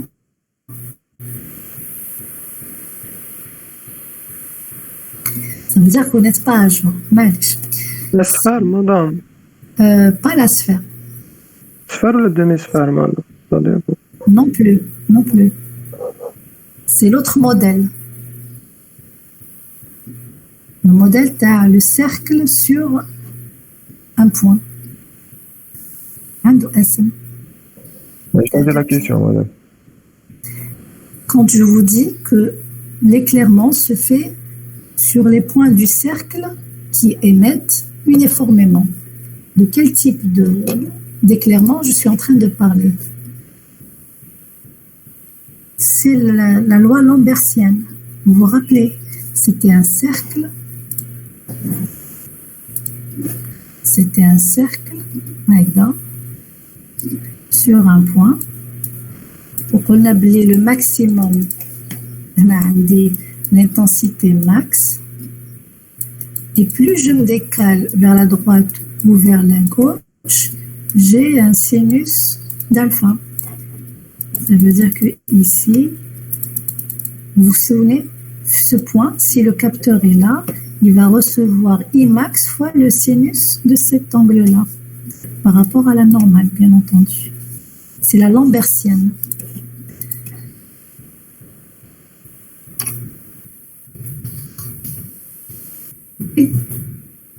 Ça, c'est la lambertienne. Bon, on revient. C'est pas ça le plus important. Mais je faut surtout le. Donc, une fois que j'ai déduit le flux, je reviens ici à la caractéristique. D'accord? Je demande quel est le courant qui est délivré par la photodiode. Il a comme datasheet, c'est pas la peine de calculer le montage. D'accord? Il a comme datasheet, vous venez connaissant la quantité de lumière qui tombe sur la photodiode, connaissant sa surface, E est égal à phi sur S, n'est-ce pas? Donc je peux déduire le flux. Donc si je connais le flux, je remonte à l'éclairement, je fais la projection ici. Par exemple, s'il s'agit de 0,1, je remonte ici et vous lisez 1, 2, 4, 6, 8, 10, n'est-ce pas? Quand c'est logarithmique, vous montez d'un point, bas de 2. Donc 1, 2, après 4, 6, 8, 10. Pareil ici, si j'ai 0,01, donc là c'est 0,02, 0,04, 6, 8 et 10. 0,1. D'accord? Donc, à supposer que l'éclairement est de 0,1 milliwatts par centimètre carré, la projection me donne un courant de 2, 4, 6. Voilà. Très bien. Donc, c'est 6 microampères. Il ne faut pas oublier de noter cela. Je reviens maintenant au montage. La deuxième question, si je me rappelle bien, comme le sujet, mais pour l'instant, vous n'avez pas elle comme la surface. Donc, il a une surface émissive, etc. La deuxième question, donc j'ai posé la question quelle est la valeur du photocourant délivré par la photodiode. Et je vous dis que l'AOP est supposé être idéal. Et il fonctionne en régime linéaire. Donc, tout est égal à 0 ou à l'infini. D'accord? Quelle est la valeur de la tension VS détectée? Et là, c'est plutôt vos connaissances électroniques. Parce que on peut faire des montages, on va faire des applications. Pour l'instant, je me base surtout sur certaines connaissances, les paramètres, etc. Et on fera, Inch'Allah, à partir de la semaine prochaine, des applications. J'allais le faire dans la deuxième séance, mais comme j'ai su que vous aviez certains trucs à remettre, donc on va le laisser pour la semaine prochaine, Inch'Allah. Donc, quand vous avez un type de ce montage-là, la première chose à faire, c'est noter les entrées négatives, inverseuses plutôt, et non inverseuses, et mettre le courant étant égal à 0. D'accord? Donc, le montage ADA, comment il fonctionne? Vous avez la polarisation inverse qui est assurée par cette alimentation de 5 volts. Le plus, le moins. C'est une autre forme de présenter l'alimentation. D'accord? Certains diront, oui, on peut mettre une alimentation sur une des bandes positives. Après, l'amplificateur, il a... alors, je ne sais pas si je peux noter ici... Ou des entrées, puisque c'est un circuit intégré, des entrées pour les plus 12, moins 12, masse, tout ce qui s'ensuit. D'accord? Mais les 5 volts qu'on a rajoutés ici, c'est l'équivalent d'une petite pile que j'ai mis et qui permettrait donc de polariser en inverse la photodiode. Le but étant de la polariser en inverse pour qu'elle fonctionne au photoconducteur. Ça. Donc, le courant est égal 0. Quelle est la première cellule? Donc, c'est celle-là. Un des V, un des VD d'ailleurs, un des R2, I2. Je peux le noter R2, I2. Ça, c'est une maille. D'accord? Puisque le courant ici est égal à 0. Maintenant, on revient à VS. VS, c'est ce qu'on nous demande. VS, c'est comme plusieurs mailles que vous pouvez prendre. Moi, mes conseils, enfin les conseils que je donne souvent, c'est d'écrire toutes les mailles possibles. La première, c'est celle-là, la plus grande. Comme VS, comme la R3, comme la R1. Ça, c'est la grande maille. Vous allez écrire VS, vous donnez un sens au courant s'il est dans ce sens. Donc là, vous aurez VS moins R3, I3. Notez le I3. Le courant ici étant égal à 0, donc c'est le même courant que je récolte R1, n'est-ce pas? Si je me trompe, cololé. Hein. Donc si vous voulez, VS est égal à un certain courant multiplié par R3 plus R1. C'est le même courant qui parcourt les deux résistances. Mais en signe négatif. Ça. Une autre maille, c'est celle-ci. VS. Le R3, I3 avec un signe moins. Prenable, c'est un amplificateur idéal. Donc, le courant l'entrée non inverseuse et non inverseuse égale à 0. Et epsilon étant la tension entre les deux entrées également est égal à 0. C'est comme si ce point de R2 en Hanaya. Donc je peux prendre R3, I3 avec un signe moins. D'accord? Le courant ici, qu'on a appelé I3, R2 dans ce sens. Donc j'ai un autre moins, plutôt plus dans ce sens. Donc plus R2 IPH. Parce que le courant qui sort de la photodiode n'est autre que le IPH. Donc vous voyez que j'ai déjà la formule qui me permettrait de relier VS à IPH. D'accord? Et c'est souvent la question qui reviendra dans les examens, même les capteurs de M. Ababou, s'il vous donne un quelconque capteur. Souvent, on vous donnera un transducteur plus un étage conditionneur. Donc, le tout est un capteur. D'accord? Et on vous demandera de faire la liaison entre la tension de sortie et le courant ou la réponse électrique de votre transducteur ou là de votre capteur. D'accord? Donc là, automatiquement, il vous faudra une petite base en électronique. Je vais essayer de faire un maximum d'exercices avec vous pour que vous puissiez être à l'aise, surtout l'ampli opérationnel. Même avant, ça a toujours été la bête noire de certains étudiants. Je dis bien certains, j'espère que ce n'est pas la plupart. Voilà. Donc ça, c'est juste pour vous montrer comment on fait. Une fois que vous avez établi la relation entre VS et le IPH, c'est bon. Maintenant, vous savez quelle est la réponse de votre capteur. Donc, d'une part, si vous avez un gain, vous le rajoutez. S'il n'y a pas de gain, vous avez donc transformé ce courant en une tension. C'est déjà ça de fait. Un autre exemple de question.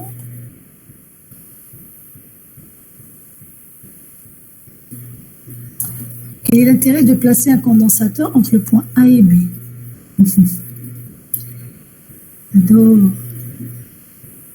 Entre le point A et B. FTP, vous avez remarqué que vous aviez toujours en boucle de retour, vous aviez des capacités. Hein? Est-ce que vous l'avez remarqué ou là? Les maquettes. Les dessins, vous aviez toujours la boucle de retour entre la sortie et l'entrée, vous aviez toujours des capacités. À quoi me serviraient ces capacités?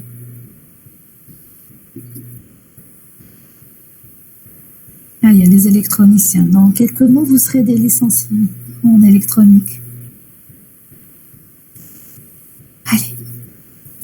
À quoi me servirait un condensateur entre la sortie et l'entrée?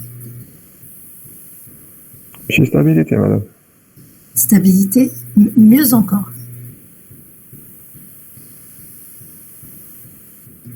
C'est juste la stabilité, mais fermez rien.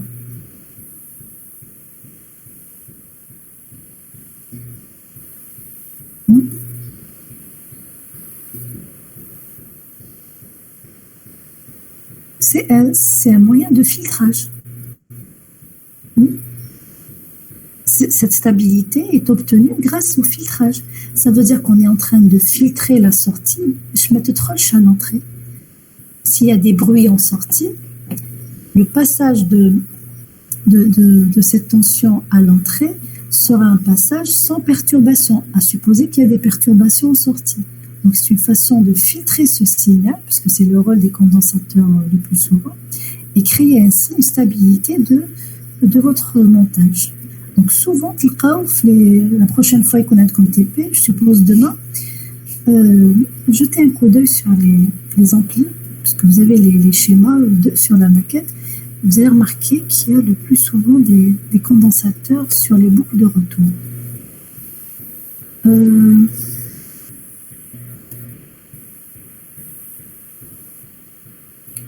Avoir l'amplificateur est réel. Bon, le système émetteur, non. C'est-à-dire, le système émetteur-récepteur. On revient au datasheet et on va partir sur ça. Donc, vous vous rappelez rise time et le fall time. Donc, ce que je répète à chaque fois, c'est que pour un photodétecteur, le temps de montée et le temps de descente sont identiques. C'est-à-dire que le rise time et le fall time, pour les mêmes conditions, qui mènent à 100 milli, 100 milli, vous avez le temps de montée, 800 nanos, temps de descente, 800 nanos. Si vous n'avez pas les deux, c'est soit le capteur qui ne va pas, soit vous avez un autre problème, c'est la maquette. D'accord? Il faudrait qu'ils soient identiques. Parce qu'il y en a quelqu'un qui m'a écrit « Allez, les mêmes temps de montée et de descente sur la photodiode ». C'est impossible. D'accord? Donc, elle répond de la même manière. Par contre, la LDR, ça, la LDR, le temps de montée et le temps de descente, à savoir rise time et fall time, ne sont pas identiques. Jamais. Ça, c'est des propriétés intrinsèques des composants. OK? Pour ce qui est de la largeur, voilà, je voulais surtout arriver à la jonction. Je vous ai dit que la capacité de la jonction, elle est donnée souvent sur les datasheets, mais attention, on vous la donne c'est-à-dire sa valeur maximale pour VR égale à 0, d'accord? Et pour une certaine fréquence de 1 MHz, d'accord? Donc, vous voyez que dans ce cas, elle est de 30 picofarad. Bon, c'est pas la photodiode, c'est pas celle de votre TP1, c'est c'est tout ça. Non, ça c'est la diode infrarouge, ça c'est la LED. Voilà, c'est la BPV 20F.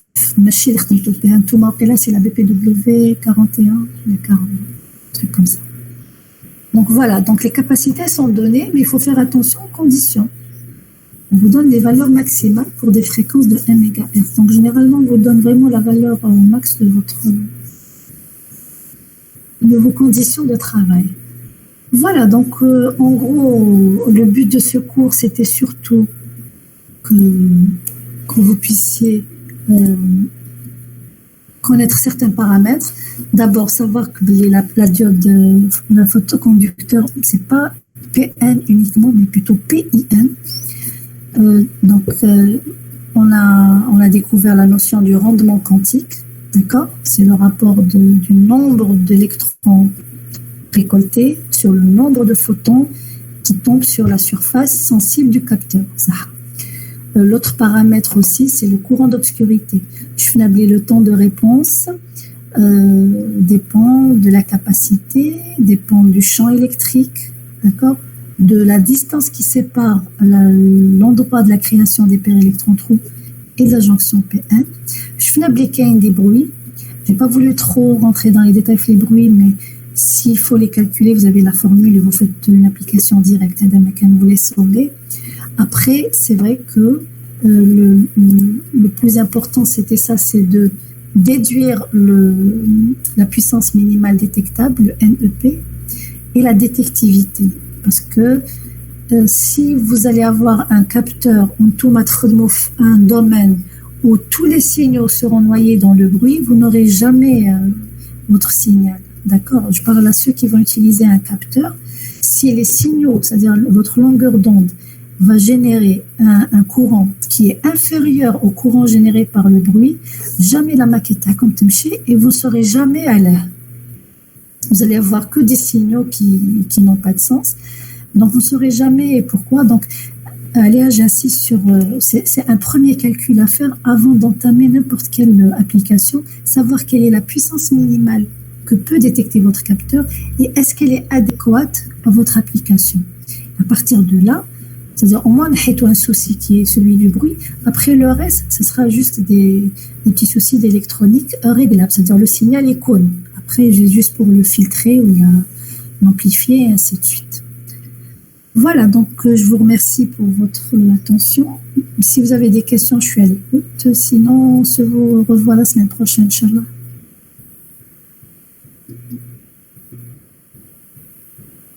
Inch'Allah, madame, merci. Merci à vous. Et n'hésitez pas à envoyer vos questions sur ma boîte mail. Si vous avez des questions.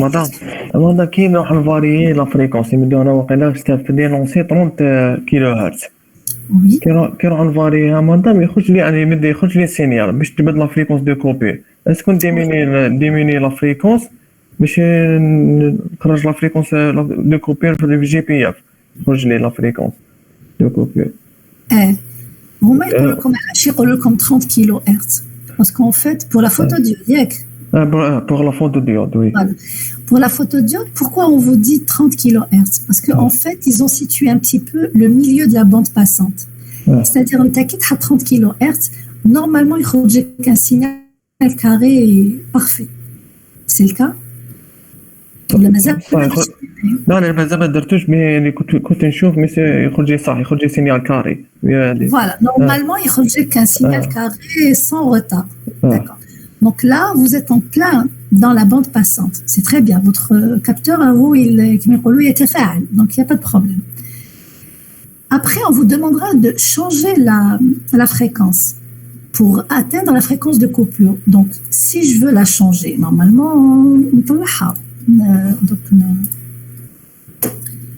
normalement, je reviens au schéma que j'ai toujours donné. Tu as les fréquences en fonction de l'amplitude.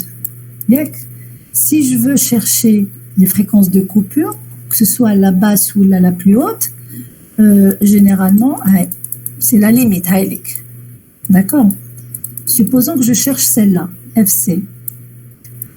Je vais augmenter la fréquence du signal GBF. Voilà. Le GBF, le GBF. Normalement, il y a une résistance sous la LED.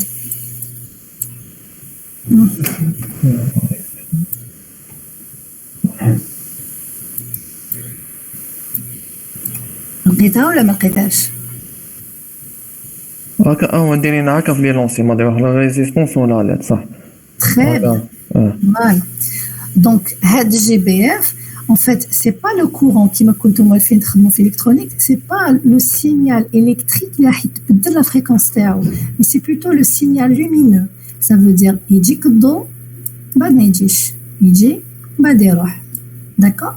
Donc là, vous avez lumière, on a l'obscurité.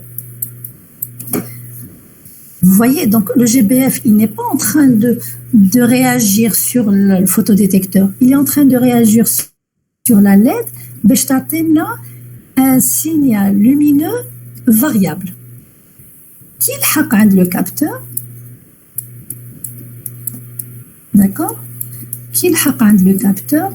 Il est en série lui aussi avec une résistance. Il est polarisé également en inverse. Mais l'oscilloscope, c'est ce signal-là que vous prenez. D'accord? On part dans la résistance, madame. Voilà. Okay. Non, avec l'oscilloscope. Très bien. Donc, la tension ici est égale à quoi? Elle est égale à R, I. Quel I? Le IPH. Quand tu as la diode, tu as la photodiode. Tu as la photodiode. Très bien.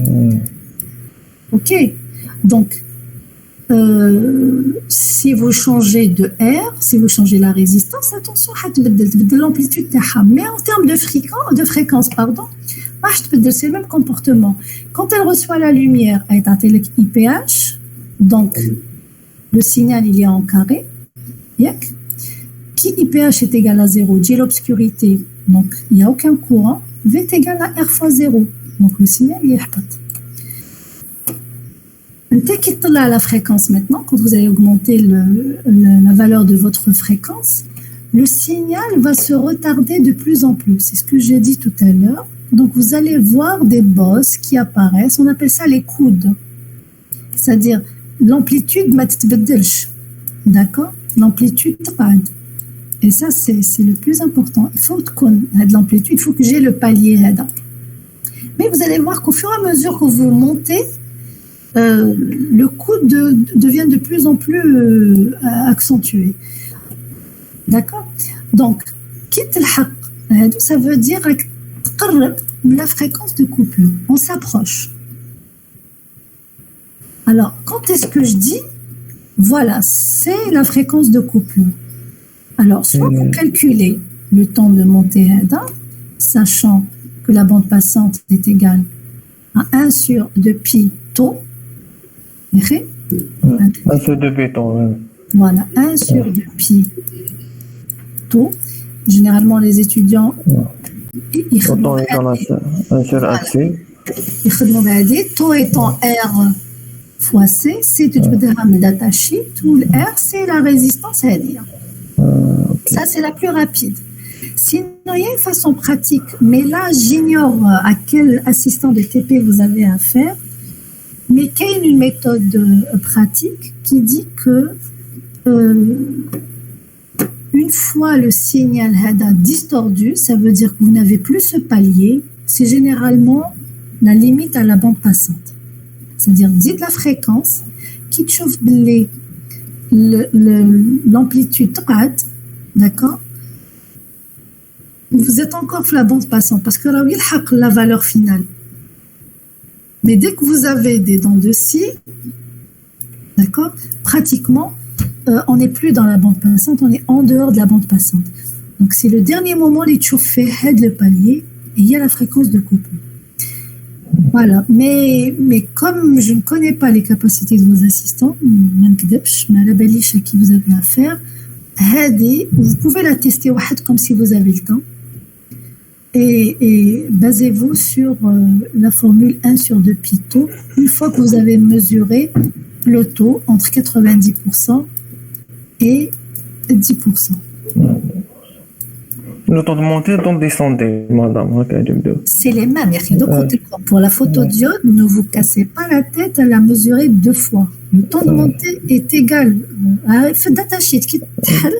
Il y a les full time et rise time pour des conditions bien définies, identiques. Donc, c'est pas la peine de démontrer encore ce qui a été démontré. Ok. Ils sont identiques. Oui. Et là, ils sont pas identiques, c'est que vous avez un problème sur la maquette ou là, le capteur. Mais c'est surtout le capteur. Hein. S'ils ne sont pas identiques, c'est que le capteur doit faire. Ok, madame. Très bien.